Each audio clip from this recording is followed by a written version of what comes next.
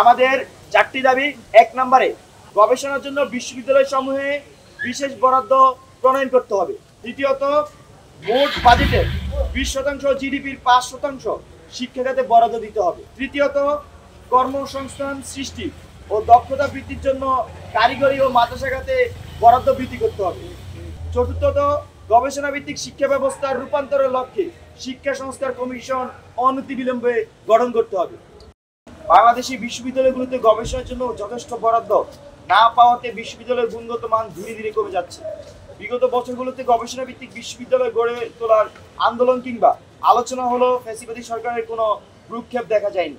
এবছরও এরকম ভাবে গবেষণা খাতে কোনো উল্লেখযোগ্য বরাদ্দ আমরা দেখতে পাইনি। ফলত উচ্চশিক্ষায় আমরা আবারও পিছিয়ে যাবার আশঙ্কা করছি। অন্তর্বর্তীকালীন সরকারের মাননীয় অর্থ উপদেষ্টা কারিগরি শিক্ষায় বাজেট বৃদ্ধি ও গুরুত্ব আরোপের কথা বললেও সেখানেও উল্লেখযোগ্য কোনো আমরা ডেভেলপমেন্ট দেখিনি। কর্মসংস্থান সৃষ্টি, জনগণকে জনশক্তিতে পরিণত করার জন্য ভোকেশনাল এডুকেশন কিংবা ট্রেনিং এর বরাদ্দের চেয়ে বৃত্তি ও অবকাঠামো উন্নয়নের দিকে বেশি আগ্রহ লক্ষ্য করা যাচ্ছে। ফলত সক্ষমতা বৃদ্ধি কিংবা গবেষণা ভিত্তিক শিক্ষা ব্যবস্থা তৈরিতে 2025-2026 অর্থ বছরের প্রস্তাবিত বাজেটে তেমন কোনো পদক্ষেপ নেওয়া হয়নি বলে আমরা মনে করছি। অন্তর্বর্তীকালীন সরকার দায়িত্ব নেওয়া 10 মাস হয়ে গেল বাংলাদেশের শিক্ষা ব্যবস্থার উন্নয়ন কিংবা শিক্ষার্থীদের দাবি দেওয়ার বিষয়ে যথেষ্ট সচেষ্ট থাকতে আমরা দেখিনি।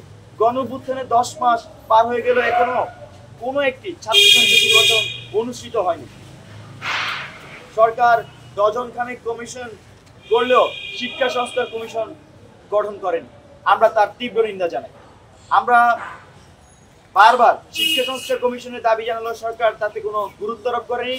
সর্বশেষ 2025-26 অর্থ বছরের প্রস্তাবিত বরাদ্দেও শিক্ষা খাতের প্রতি স্পষ্টত বঞ্চনা লক্ষ্য করা যাচ্ছে। ছাত্রদের নেতৃত্বে হওয়া গণঅভ্যুত্থানের সরকারের শিক্ষা এবং শিক্ষার্থীদের বিষয়ে এমন অনুৎসাহকে আমরা সন্দেহ চোখে দেখি।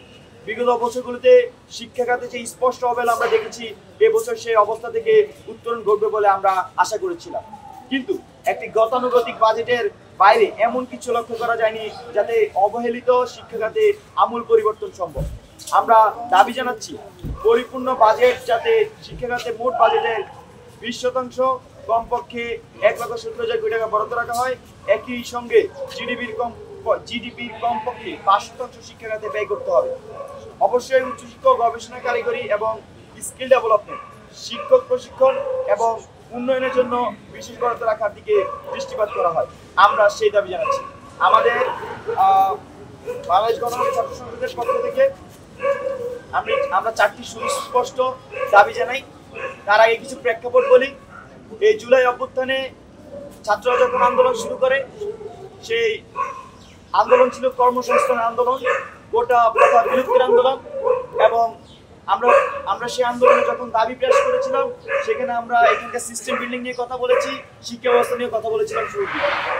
সবকিছু মিলিয়ে তারপর একটি গণঅভ্যুত্থান হয়। গণঅভ্যুত্থান পরবর্তী আমাদের 3 জন ছাত্র উপদেষ্টাকে আমরা দেখেছি তারা সরকারে যায়, এবং সরকারে গিয়েছেন 3 জন ছাত্র উপদেষ্টা, সেখান থেকে একজন পদত্যাগ করেছেন। আরো 2 জন ছাত্র উপদেষ্টা এখন সরকারে আছেন। এছাড়াও বাকি উপদেষ্টারাও সরকারে আছেন। কিন্তু ছাত্র উপদেষ্টাদের কাছে ছাত্র হিসেবে বা গণঅভ্যুত্থানের শক্তি হিসেবে আমাদের অনেক আশা আকাঙ্ক্ষা ছিল এবং আছে। কিন্তু দুঃখজনক বিষয়, এই যে প্রস্তাবিত বাজেট, সেই প্রস্তাবিত বাজেটে আমরা ছাত্রদের জন্য বিশেষ কোনো বা স্পেশাল কোনো বাজেট না দেখে আমরা আসলে হতাশ হয়েছি। এবং আমরা এই হতাশার জন্য কোনো অংশে যে 2 জন ছাত্র উপদেষ্টা সরকারে আছেন তাদেরকে আমরা কম দায়ী মনে করছি না।